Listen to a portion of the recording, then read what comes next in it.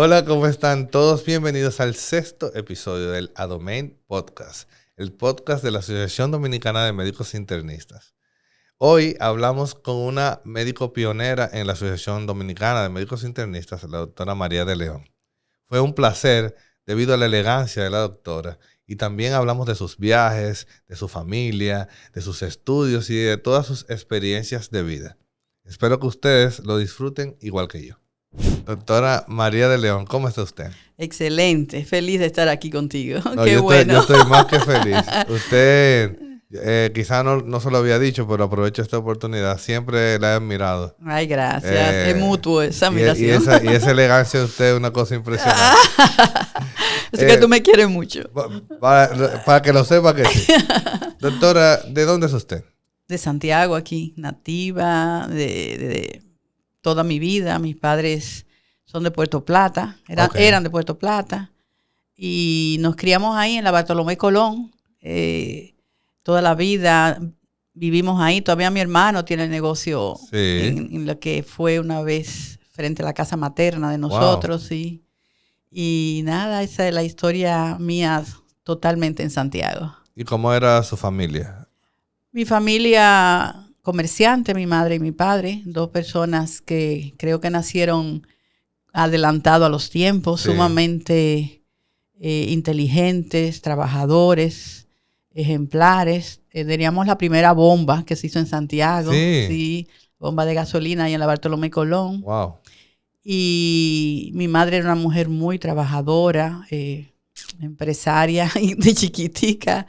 Yo veía a mi mamá trabajando, administrando todo lo que era el negocio. Wow. También de noche trabajaba como costurera, después estudió. Ella le encantaba la decoración de interiores. Wow. Fue una mujer muy de adelante. Y mi papá, por igual, comenzó siendo chofer, transportaba de Santiago a Puerto Plata a la gente en un carro muy grande que había en mi casa. Esos Chevrolet antiguos. De eso, claro. Y así fueron progresando y con el trabajo, gente muy honesta, muy querida. Mis padres fueron muy queridos siempre. Vivíamos en un vecindario donde quizá lo más de menos clase éramos nosotros. Sí. Y porque vivíamos frente, por ejemplo, a los Bisonó, que sí, hoy pues, vi que pusieron un supermercado Olé ahí donde ellos vivían. Del otro lado vivían los Albaines, que también eran gente de muy buena posición económica y así. Pero luego, con el trabajo y el esfuerzo, nos fuimos, como quien dice, mi papá y mi mamá se fueron arriba trabajando. Increíble. Y nos educaron, dieron todo por nuestra educación. ¿Y cuántos hermanos tenía? Yo tengo 3 hermanos. Sí. Somos 4, 2 hembras y 2 varones. La hembra es abogada. Okay. Vive en Puerto Plata. Tiene su vida y su matrimonio en Puerto Plata. Tengo mi hermano que tiene la empresa ahí en la Bartolomé Colón. Sí. Voy a hacerle propaganda de León Goma, que es muy grande, ¿verdad? De León Goma, claro. Y mi otro hermano, Rafi también, que es el del medio. Perfecto. Sí. ¿Y qué la motivó a estudiar medicina? Porque por lo que veo, sí usted tenía unos muy buenos ejemplos paternos de perseverancia, de lograr echar para adelante, pero no hay médicos en esa ecuación. ¿Qué la motivó? No hay médico, pero cuando yo estudié mis años de niña y de juventud en el Corazón de Jesús. A mí me encantaba estudiar. Sí. Y tenía una memoria impresionante. O sea, es muy necesaria para esta carrera. Entonces, yo pensaba ser historiadora, porque lo que me gustaba eran las ciencias sociales. Mi papá me decía, historiadora. ¿Y qué hace una mujer historiadora? Incluso pensábamos hasta ir a España. Yo creo que todavía se lo pregunta. Entonces, pero también era muy amante de las ciencias naturales, tú sabes. Entonces, sí, le dije a mi papá un día, bueno, yo me inscribí en la Madre y Maestra cuando aquí no había todavía la carrera de medicina. Oh. Entonces me inscribí en la Madre y Maestra en enfermería, pero yo pensaba, yo sé que era muy difícil abrirla en el año siguiente, a pesar de que me lo prometieron. No se apure, doctora, que ya el año que viene va a haber medicina. Pero yo dije, no, yo siempre iba un poquito adelante. Sí. Cogí el currículum, el pensum de la UNFU Entonces cogí las materias del primer año de la UNFU. Okay. O sea, en la carrera de medicina. ¿Y sea Santo Domingo? Exacto. Cuando le dije a mi papá, ya papi, aquí no van a abrir la carrera este año, me tengo que ir a Santo Domingo. Ya tú sabes, en ese tiempo. Qué choque tan grande. Qué choque. No, que no, la mujer no tiene que ser médico. ¿Para qué? Eso no vale la pena. Y qué sé yo cuánto. Pero de todas formas yo insistí. Y me fui a la UNFU a estudiar medicina. ¿Y sí. cómo fue eso? Usted llegar a esta ciudad desde Santiago, una cosa tan diferente. Es tan siempre. diferente, tan diferente. Y sola, porque... Bueno, ¿verdad? ya yo tenía una experiencia previa, Okay. porque yo me había ganado una beca. Fui una de las primeras becadas del Instituto Dominico Americano como AFS. Ok. Entonces yo ya me había ido un año fuera del país, o sea, a Estados Unidos, a un estado muy lejano, a Iowa, desconocido, Wow, muy lejano. a una ciudad donde ni siquiera aparece en el mapa. Sí. Entonces, Me imagino con un campito. un campito muy pequeñito de 6,000 habitantes, de eso hace casi 50 años. Y ya yo he ido, esa fue mi familia americana, es todavía mi familia americana, la familia Gates. Yo fui otra hija para ellos. Wow, qué increíble. Ahí también me incentivó mucho la medicina, porque en la escuela donde yo estaba, que fue el último año de bachillerato, había que hacer algo voluntario, un trabajo voluntario. Y yo escogí trabajar en el hospital más grande que había en ese tiempo, psiquiátrico, y era ahí en mi ciudad, en Independence. Entonces, incluso me encantaba la psiquiatría, precisamente por eso. Y ya cuando vine de allá, no fue tan grande el choque para mí. Para mí, porque ya usted había tenido experiencia exterior, pero fue muy duro, porque ya en ese tiempo, sobre todo en la UNFU, te diría que casi el 90% de los estudiantes eran extranjeros. O sea, había muy pocos dominicanos, y los dominicanos que habían eran hijos de gente famosa de la capital. O sea, yo era del campo, llegaba de Santiago, nadie me conocía. Sí. Tuvo que ser difícil.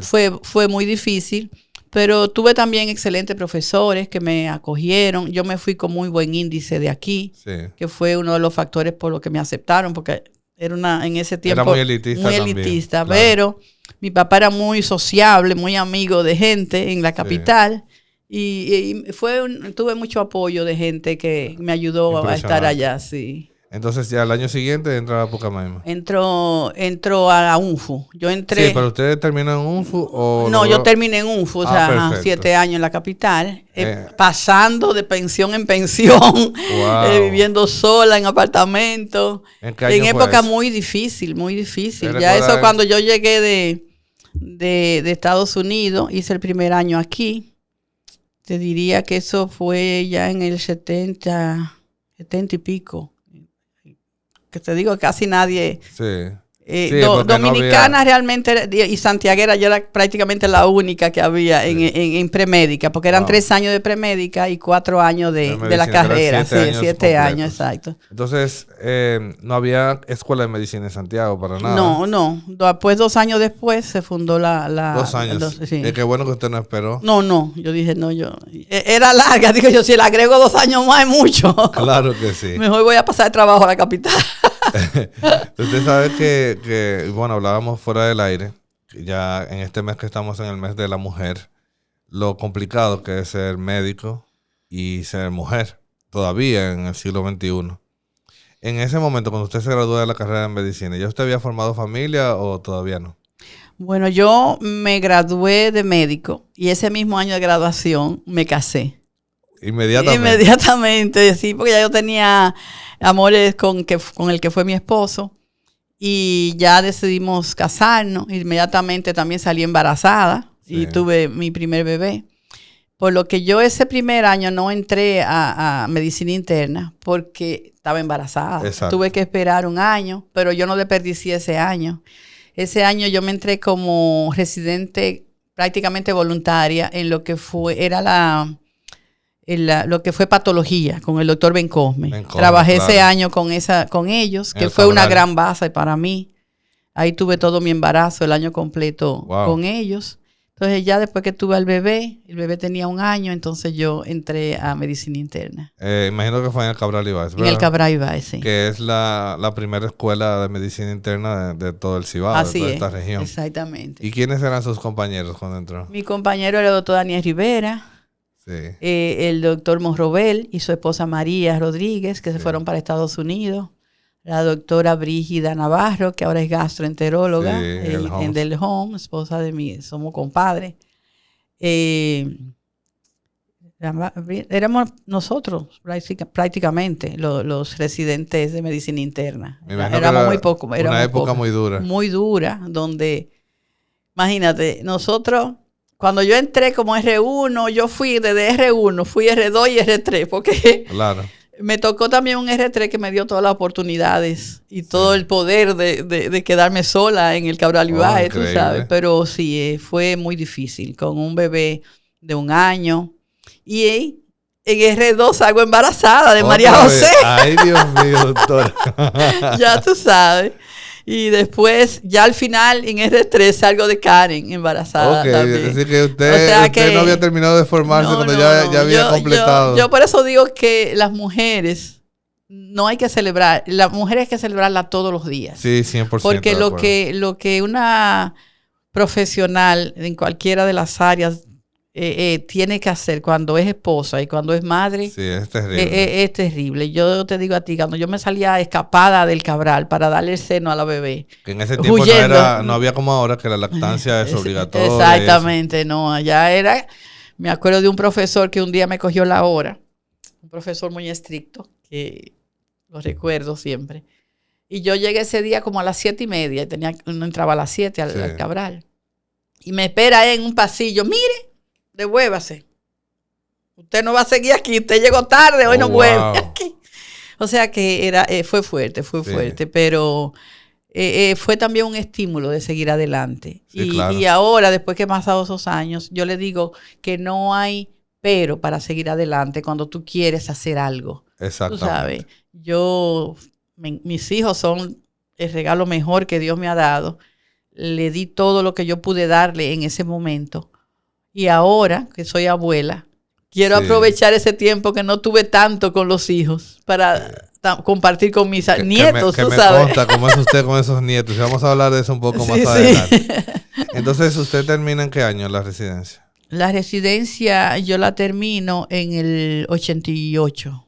Ok, entonces 1 año después ustedes deciden formar lo que era en ese momento. En el 89, la Sociedad de Medicina Regional Norte. Así es, así es. ¿Qué usted recuerda de esa época? ¿Qué los motivó a ustedes a formarse y a unirse como internistas en esa época?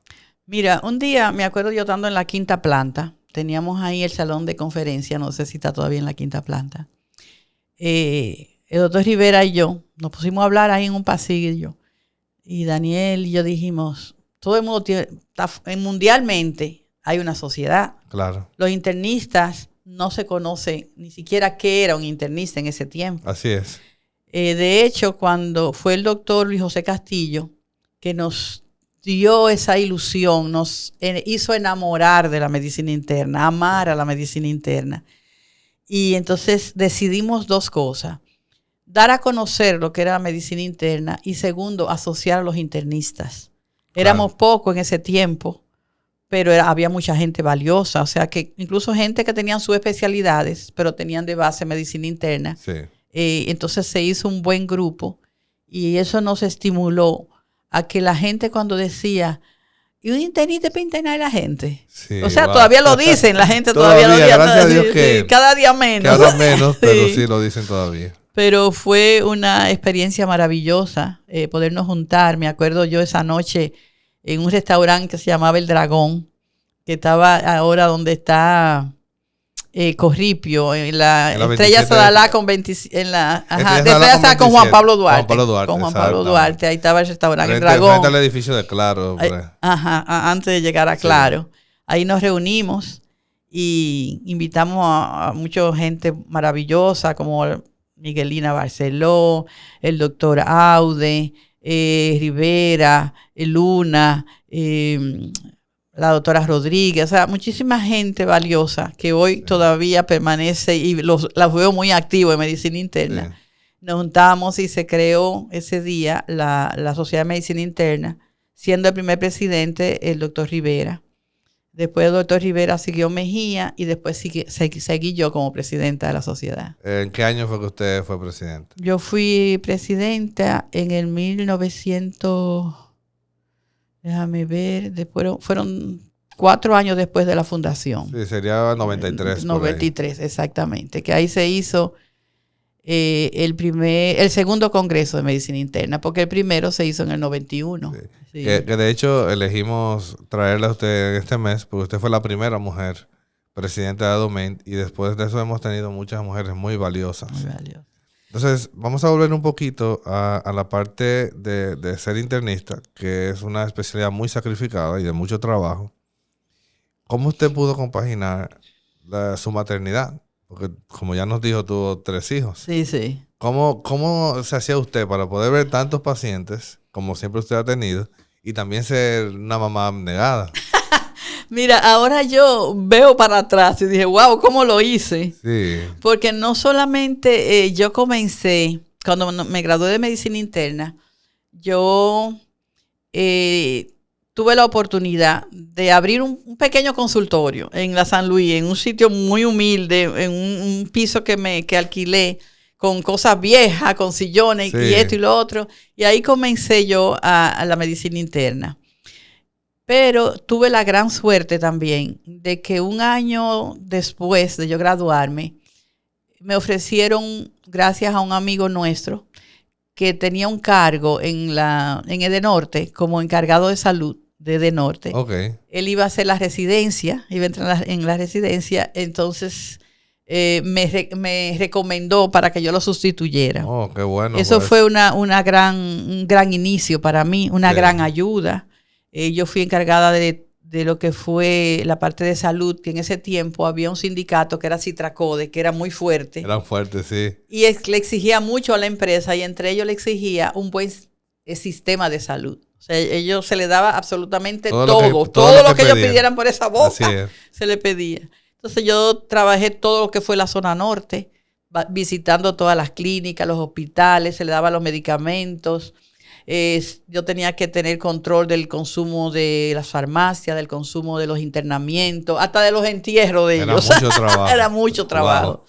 Pero también me sirvió mucho en la parte administrativa, y que yo ahora lo valoro, todo lo que yo aprendí durante esos 7 años trabajando en esa empresa. ¿Y cuánto tiempo usted duró en su consultorio para poder entrar en una clínica?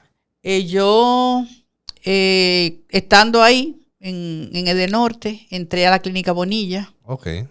Y ahí duré mis primeros 10 a 11 años en la clínica Bonilla. También fue una plataforma excelente. Yo fui quizá la primera internista que entró a esa clínica. Wow. Y trabajé, que yo misma no me explico cómo trabajé tanto. Claro, pues entonces, siendo la única, una especialidad tan necesaria. Ajá. Imagino que usted llegaba bastante tarde a la casa. No, trabajaba día y noche, de madrugada. Yo amanecía en la calle trabajando. Yo no usaba collar, yo usaba el collar, era el electro. Yo me lo ponía aquí, no me lo quitaba porque si porque tenía que estar para todos los Iba lados. a otras clínicas también, tú sabes. Yo visitaba que la de Bellavista, que la clínica, me llamaban de todos los sitios, doctora, que un infarto, que tenía que coger su carro y correr para allá. Yo tenía un Volkswagen. Yo no me lo imagino ahora con estos tapones. ¿Usted se imagina? No, eso era increíble. Y además tuve una clientela enorme en la Bonilla. Yo llenaba la Bonilla a los 3 pisos de paciente interno. Wow. Y veía intensivo, veía coronario, veía todo. Wow. Y eso, yo digo, cuando tú eres joven, el tiempo puedes, pero...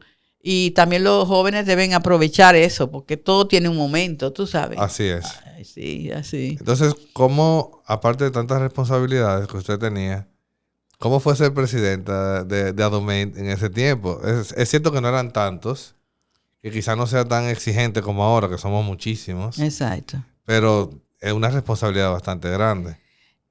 Mira, yo recuerdo esos primeros congresos que nosotros hicimos. había tanta gente con deseo de hacer cosas así, de que en Santiago se hiciera ese tipo de congreso. Wow. Nosotros nos abrimos no solamente a los médicos internistas, sino a los subespecialistas que ya habían hecho algunos años de medicina interna y a los médicos generales y médicos, o sea, nosotros no había medicina familiar en ese tiempo. No, pero eso fue un enorme apoyo y esa apertura también fue buenísima. Nosotros conseguimos que la gente se enamorara de la medicina interna y fue un tiempo que para mí fue maravilloso. Yo te digo a ti que yo las cosas que hicimos en esos años, el doctor Rivera, siempre con el apoyo del doctor Luis José Castillo, con el apoyo de todos los otros internistas que había en esa época, porque los otros se fueron, los que terminaron con nosotros se fueron a su especialidad. Exacto. Puro internista, nada más quedamos Rivera y yo, básicamente. Sí. Porque los otros ya hicieron gastro, que hicieron cardiología, hematología. Y entonces también fue una gran puerta que nos abrió la vida en ese momento. Doctora, entonces usted me hablaba de esos congresos. ¿Cómo era hacer un congreso en ese tiempo? Bueno, era un reto porque que la gente creyera que era un congreso y que era un congreso de medicina interna. Que la gente lo entendiera. De hecho, en ese tiempo la gente prefería ver los subespecialistas. Sí. Entonces, cambiar esa mentalidad incluso de las casas comerciales para que no apoyaran era difícil. Pero gracias a Dios, ya yo tenía un cierto nombre como internista que lo logré rápido en 2 o 3 años. Doctor Rivera también. Así es. Entonces, ya como decían algunos, cuando ustedes firman, olvídate que le van a dar algo. Sí. Entonces así tocábamos muchas puertas. Yo siempre digo, eso no era pidiendo para nosotros, era para hacer algo. Claro. Entonces sí, nos apoyaron muchas casas comerciales, cada año nos apoyaban más, nos daban más. Cada año nos conocían más como internistas, veían, porque tú sabes que la medicina, desgraciadamente uno no lo quiere decir, pero también es algo comercial. Sí, claro. O sea, cuando un médico factura mucho, cuando una sociedad factura mucho, tiene apoyo. Sí, obvio. Tú sabes, eso no se puede esconder, pero es así. En algunos países está prohibido que haya ese tipo de relación, pero en nuestros países todavía tenemos que sobrevivir con eso. Y de hecho existe, lo que pasa es que están reguladas, que es lo que no pasa aquí, pero siempre las industrias farmacéuticas apoyan. Tienen que apoyar, sobre todo la educación médica continuada. Sí. Eso es necesario y es un negocio de doble vía. Ahora, siempre respetando tu integridad y tu criterio como médico, tú sabes, porque eso sí que no se negocia. Así es. Esa parte ética que no es negociable. No, exactamente. Usted sabe que la comunicación a mí me ha gustado. Quizás usted no lo sabe, pero tengo un canal de YouTube y siempre estoy en programas. Sí, usted eres muy activo, sí. Pero una de las personas que me inspiró mucho fue usted, porque usted siempre ha sido muy buena comunicando. ¿La comunicación fue una pasión para usted? Bueno, sí. Mira, cuando yo estaba pequeña, mi mamá decía que los muchachos no se pueden quedar en la casa solo inventando. Entonces, todavía. Sí, entonces yo estaba en el Corazón de Jesús, yo salía del Corazón de Jesús a 1:30 de la tarde, comíamos. Después de comida, mi mamá nos apuntaba en otra escuela. Yo estaba en el Politécnico y me gradué tanto de bachillerato como de secretaria en la tarde. Pero también después del Politécnico, 3 veces a la semana íbamos al Dominico Americano y 2 veces a la semana a la escuela de francés. Wow. Y los sábados a los Girl Scouts. O sea, que yo viví una vida. Usted hacía de todo. Yo hacía de todo y me acostumbré a sacarle provecho al tiempo desde pequeñita, porque también mi papá eran así. Mi papá trabajaban, se levantaban a las 5 de la mañana. Mi papá era además de comerciante, después fue, ¿cómo se llama? Ganadero, después sembraba arroz, después tenía grandes fincas y vendía leche a la Nestlé. O sea, que ellos toda la vida trabajaban en la bomba.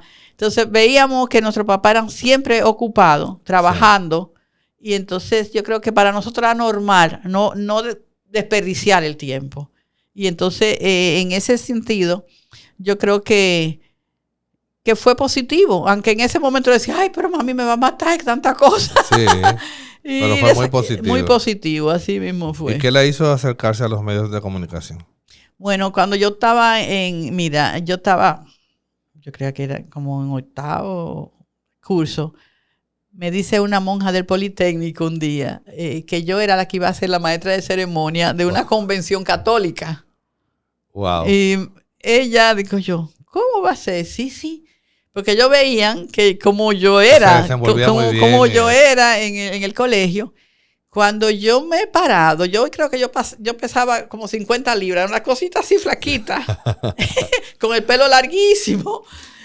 Y yo me paro en aquel escenario, tú sabes, donde ellos tienen un área de eventos, que para mí eso era enorme, era grandísimo, todavía es lleno de gente.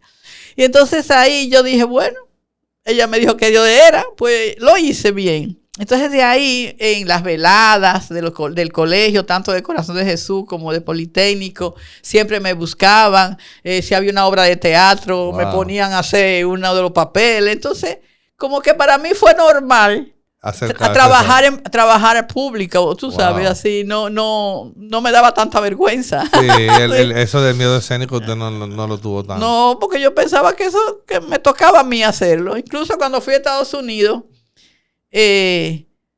yo era también comunicadora, porque como yo hablaba inglés, y cuando después me gané la otra beca, que yo me gané una beca luego de que cuando estaba en la corporación, yo concursé para una beca para Israel.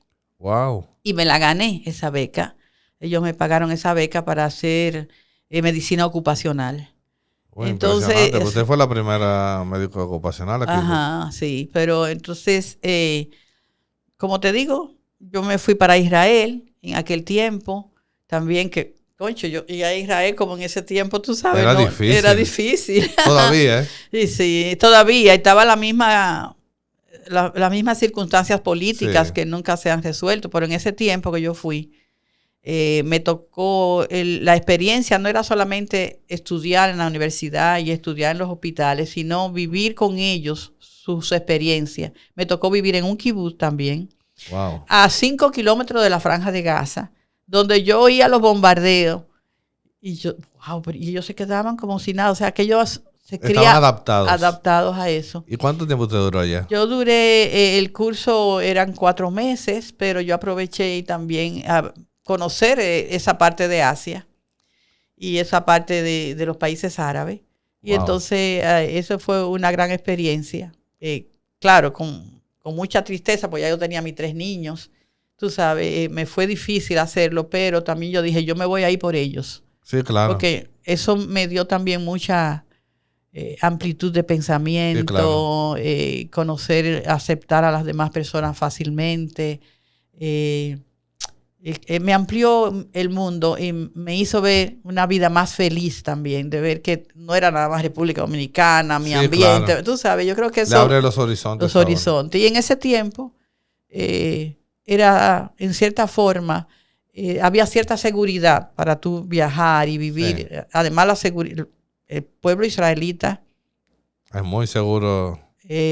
Son gente sumamente positiva, quieren mucho al extranjero, quieren que tú aprendas tanto, te dan tanto, tú sabes. Es increíble la hospitalidad de ese pueblo. Yo me lo he encontrado a usted en algunos aeropuertos. Entonces, podríamos decir que viajar es una de sus pasiones. Es una de mis pasiones, sí. Es una de mis pasiones y no me canso todavía de viajar. Yo creo que ya casi le he dado la vuelta al mundo 2 veces. Oh, pero bien. Extraño mucho al doctor Castillo, porque yo le decía, bueno, la primera gente... Para decirte una cosa aquí, un día sale en el periódico hace muchos años que China se había abierto y que para los dominicanos había como un especial para ir a China. Y le digo yo, Luis José, vámonos para China. ¿Para China, Mary? Sí, vámonos para China. Mira, nosotros fuimos a China cuando nadie iba a China. Ningún chino hablaba inglés y nos fuimos a China nosotros. Eso fue una experiencia maravillosa, una experiencia maravillosa. Los chinos querían abrirse al mundo en ese tiempo. Te digo que nos hospedamos en palacios, era baratísimo el viaje. Wow. Nosotros hasta nos sorprendíamos de que cuánta cosa por tan poco dinero. Sí. Pero era y mira lo que es China hoy. Sí, no, la primera potencia económica. Te voy a decir a ti que nadie hablaba inglés y yo tampoco, no sabíamos chino tampoco. Sí. Pero estando en Shanghái, le digo yo a una muchachita que veo en una esquina, así, pobrecita, pálida, que viniera para que nos ayudara y con señas y con cosas. Y ella me dijo, como que si le dábamos de comer, ella iba a ser la guía de nosotros. Y así fue nuestra primera experiencia en China. Y así caminamos muchísimo lo que es el país chino, inmenso, maravilloso, virgen todavía. Ya después de eso yo he ido y el cambio es totalmente diferente ahora. Sí, ya es otra cosa. Ha cambiado mucho. Ha cambiado mucho. Esta semana en el Hospital Cabral Ibáez se develó un mural de los pasados jefes de servicio. Sí. Lo vi, bellísimo. Y de los coordinadores. Sí, bellísimo. Sí. Aparte también se hizo una foto, un retrato lindísimo al doctor Luis José Castillo, que según escuché de la doctora María Fortuna, va a ser como la pieza central del salón de conferencias. Ay, qué bueno. Porque el doctor Castillo fue el padre de la medicina interna aquí en Santiago. Pero yo sí sé que ustedes tenían una amistad muy, muy estrecha. Muy. Ese era su mejor amigo. Yo te diría que Luis José Castillo fue mi profesor. Sí. Fue que me inspiró a hacer medicina interna. Pero de ahí se cultivó una amistad con él y su familia, que su familia es mi familia. Sí. Y también uno de mis mejores amigos, porque el doctor Rivera también pertenecía. Sí, claro. Éramos 3 personas muy unidas. Sí. Pero Luis José tenía como los mismos intereses que yo.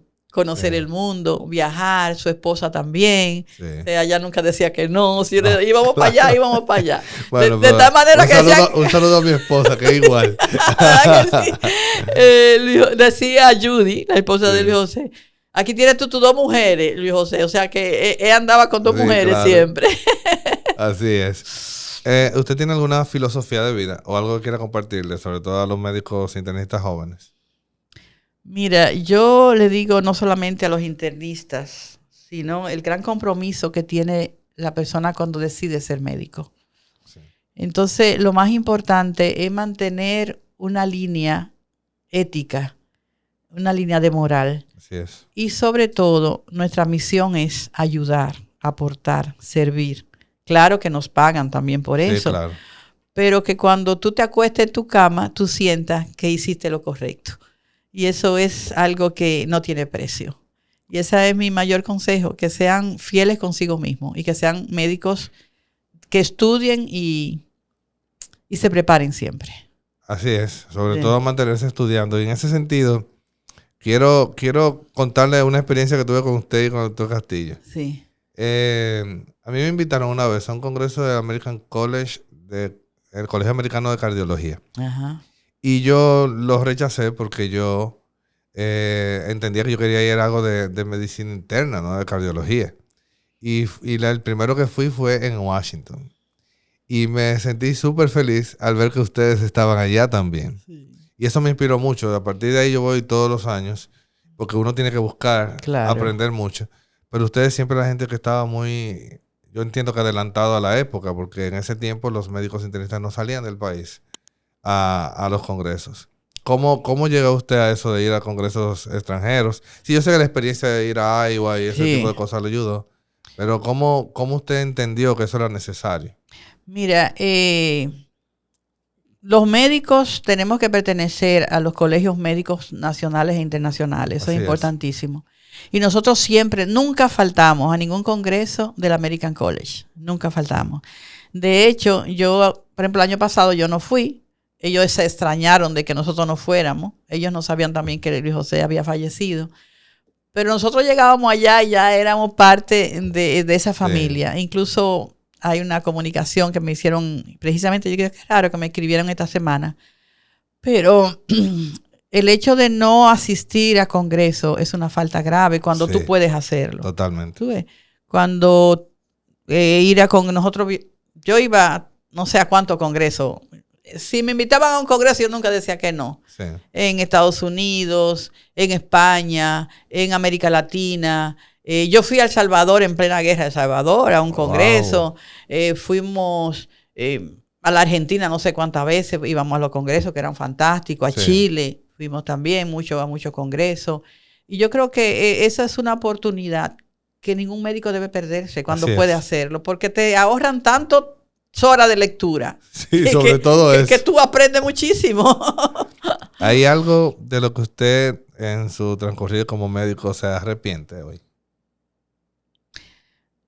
Bueno, como madre yo me arrepiento de haberle quitado tiempo a mis hijos. Eso en un sentido, pero no es un arrepentimiento doloroso. No, es como que usted dice, yo lo haría diferente. Sí. No se podría hacer diferente. Exacto. Si tú quieres hacer médico bien hecho. Exacto. Pero quizás eso es lo único que yo creo que toda mujer y quizás todo padre también siente que se le quita tiempo a los niños. Sí, sobre todo, y más que estamos resaltando su rol como mujer en una sociedad tan difícil en la época. Sí. Porque todavía ahora se está hablando de cómo las mujeres la llevan más complicadas, hablando del síndrome de burnout. Las Exactamente. Tienen más burnout que los hombres porque también tienen que cumplir con roles más complicados en la casa. Así es. ¿Le gusta la música, doctora? Ah, sí, me encanta. ¿Quién es su artista favorito? Ay, Pablo Alborán ahora mismo. Sí. Antes me encantaba Julio Iglesias. Ayer que había un show de premio nuestro. Sí. Digo, Dios mío, cómo cambia la música. Sí, porque toda esa música urbana no es que no me gusta, pero la respeto. Entendemos poco. Y si usted tuviera que cantar en un karaoke, ¿qué canción usted cantara ahí? Ay. Bueno, déjame ver. ¿Cuál cantaría yo? Hay una canción que dice que cuando una mujer se arrepiente, nada la echa para atrás. No sé si ustedes saben quién que la canta. Buenísima. Sí. Entonces, ya terminando nuestra entrevista, ¿qué consejo usted le da a los médicos, tantos médicos jóvenes que hay en ADOMEN hoy, que van a ver esta entrevista y van a conocer su historia como una de las fundadoras de esta asociación? ¿Pero qué usted le diría a esos jóvenes? A las mujeres jóvenes y también a los varones, ¿por qué no? Mira, que aprovechen cada momento de su vida. Porque como decía Santa Teresa de Calcuta, tú no vuelves a pasar jamás por el mismo camino. O sea, cuando ya tú pasaste, así es. Tú tienes que dejar una huella. Entonces, cuando tú estás joven, tienes fuerzas, aprende todo lo que puedas aprender. Siempre ten un mentor que seguir, un ejemplo que seguir. Wow. Y es importante también la responsabilidad, no dejar esperando quizá a los pacientes más tiempo, ser honesto, muy honesto. Hay que pagar, hay que cubrir tus gastos, tú tienes que ganar, pero no hay que precipitarse. Cuando tú comienzas la medicina, yo me acuerdo que yo decía, ojalá yo ganarme 100 pesos diarios cuando yo comencé. Porque yo veía a Salomón Jorge, al doctor Cordero, que fueron mi maestro y mi ejemplo. De hecho, fueron los médicos de mi familia. Yo decía, wow, ese carro que tiene el doctor, pero el doctor se lo merece. Claro. Porque el doctor tenía 40, 20 años trabajando. Exacto. Entonces yo decía, algún día, yo si sigo trabajando como debo trabajar, voy a tener esa posición. Exactamente. Y algo que les recomiendo a todos los médicos y a todos los profesionales es que se planifiquen, porque la vejez llega. Así es. O sea, usted tiene que tener un plan de vida. Usted tiene que trabajar, tiene que vivir bien, pero tiene que ahorrar y tiene que invertir, porque no siempre usted va a poder trabajar hasta cabal. Por ejemplo, yo no veo 40, 50 pacientes como yo veía. Ya yo no interno pacientes, ya yo no veo las emergencias, ya yo se lo mando a los muchachos jóvenes. Sí. Precisamente hoy llegó una paciente muy querida mía a la emergencia en muy mal estado. Y me decían, doctora, ¿a quién se lo mandamos? Yo digo, tú llama al médico que está de servicio, al internista de servicio, muchacho joven, claro. Y llama a los médicos que tengan que llamar que estén de servicio. Porque yo también me gusta respetar mucho el hecho de que si tú estás de servicio, tú te quedas un fin de semana sacrificado en tu casa. No, claro. Es bueno que te utilicen. Sí. Entonces, yo creo que ese respeto mutuo y el amor, y una cosa que admiro de la Sociedad de Medicina Interna, es lo bueno que somos.